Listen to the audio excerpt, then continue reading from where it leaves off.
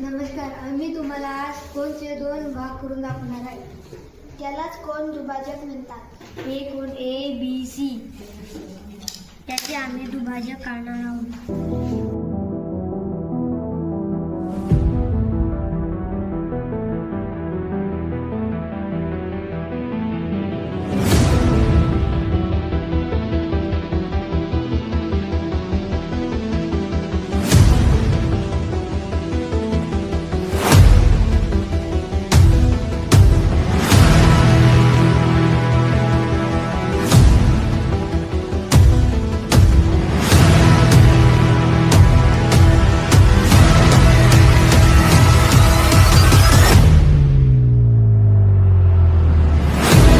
आता कोन ABD, DBC असे दोन कोन तयार झाले.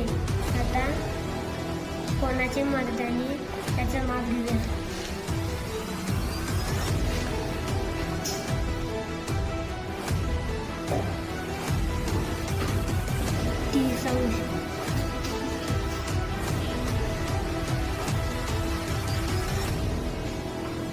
हे दोघांचे माप 30° आले आहे. अशा प्रकारे आम्ही कोनाचे दोन भाग तयार केले.